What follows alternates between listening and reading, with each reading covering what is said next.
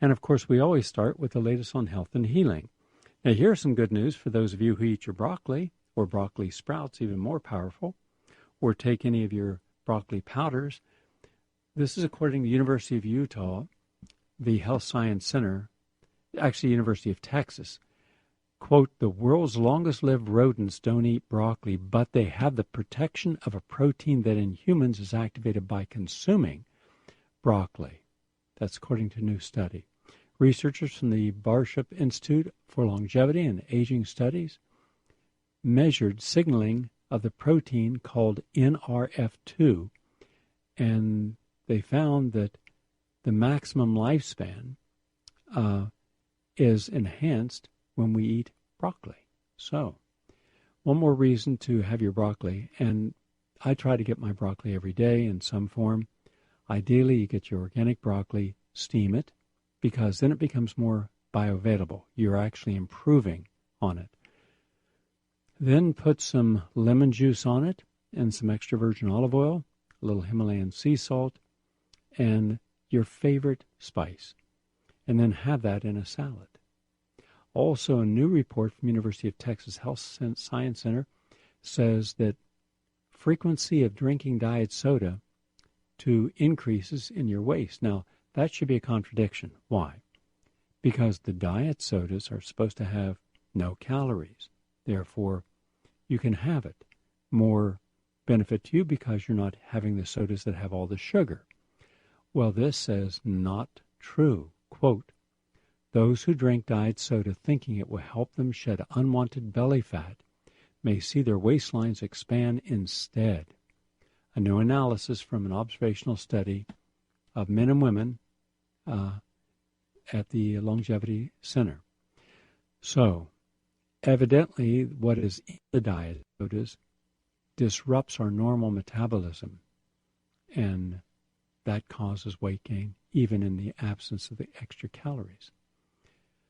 Also, a very common antidepressant actually increased coronary atherosclerosis in an animal model. This is from Wake Forest Medical Center. Quote, a commonly prescribed antidepressant caused up to a 600% increase in atherosclerosis plaque in the coronary arteries of non-human primates. That's the latest. The published article was in Psychosomatic Medicine. Now, think of how many people are on these antidepressants. Tens of millions. And the latest study yesterday showed that 70% of them don't even have real depression, and hence they're taking something that has very devastating side effects and will ultimately hurt them.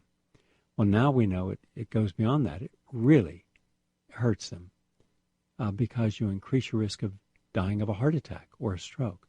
Now, if you remember yesterday, I said that the problem in American diet is not the high cholesterol and fat, but rather inflammation due to chemicals, how we cook foods, and proteins, the excessive amount of proteins, and the alteration of the protein through cooking. That's what actually causes the problem.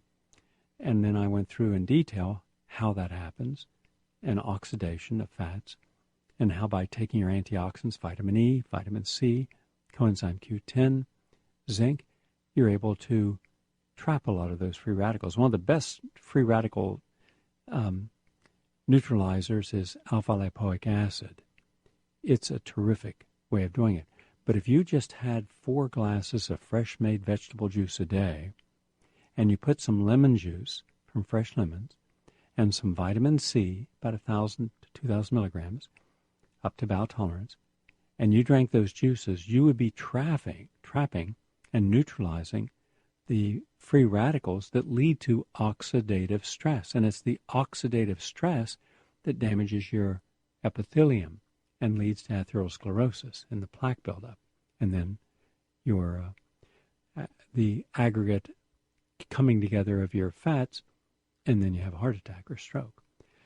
So now the antidepressants will do that for you, but there's something else about these antipsychotic medications.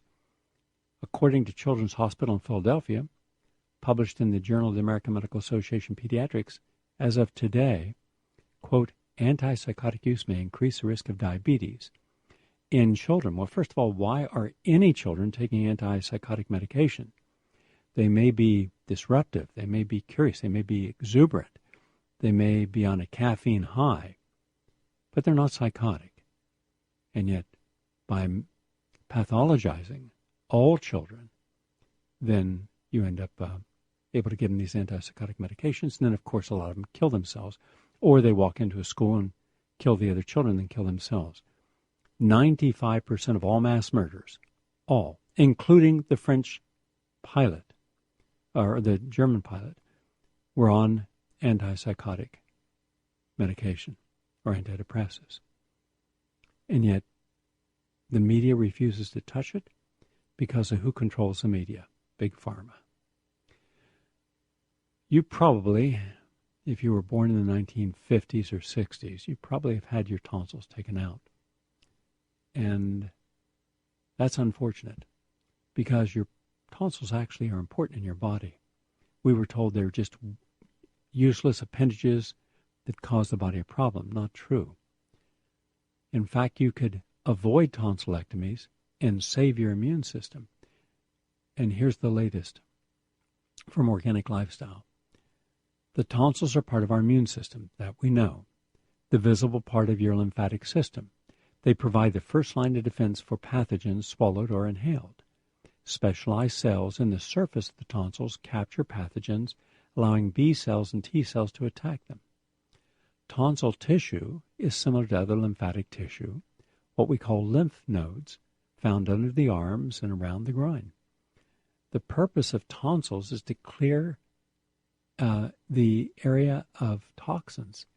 They are vigorous in their immunological defense. So why do we perform up to 250,000 tonsillectomies a year in the United States? Your child has frequent bouts of strep throat. So we're told, get rid of the tonsils and put the kid under general anesthesia and cut him out. Once again, conventional medicine treats a symptom, not a cause. If your child's tonsils are enlarged or your child presents with frequent strep infections, the question is not whether or not to rip out the tonsils. The question is what is causing the infection. Back in the days when my family and I embraced, let's say at that time, conventional medicine, most people, I know my parents did, they never questioned the doctor's recommendations. Today, people will get their tonsils out without asking about the immune system and the role of the tonsils. So what I'm suggesting is this. When you start seeing strep, give your child some Manuka honey. Put in a little bee propolis. Give them some green tea with fresh lemon juice in it. Give them some wild oregano oil diluted in water. And some vitamin C with quercetin, some pau d'arco and echinacea astragalus, and olive leaf extract. That will protect the tonsils, kill the strep and staph. And if you want something a little stronger, then give your child a shot of ginger and lemon and wheatgrass juice with some Manuka honey in it and have them gargle that. That'll kill it. And if you want the super duper powerful strep and staph killer, then take some fresh garlic, fresh onions, juice about 2 ounces, add lemon juice, Manuka honey, and sip that. Now, no one's going to get close to you, but at least you're going to kill off the factors that are causing the problem. We've heard an apple a day keeps the doctor away. True, but now we're going to have to add in pomegranate and dates. Keep the doctor away. This is from the Technion Israel Institute of Technology. They're saying that that wonderful red pomegranate, which is native to the Middle East, as is the toffee-like dates, not only are delicious, but they're really a boost to your health. Now, when you take dates and pomegranate together, which you could easily do, you could dice them up into your organic oatmeal or put them in your smoothie. Then you do a great deal of good because the juice of the pomegranate and the dates protect you against atherosclerosis, plaque buildup, or hardening of the arteries, which can cause heart attack and stroke. The findings are published in the peer-reviewed Food and Function, a journal of the Royal Society of Chemistry. So one more thing we can do that is not expensive, very tasty, and save our lives.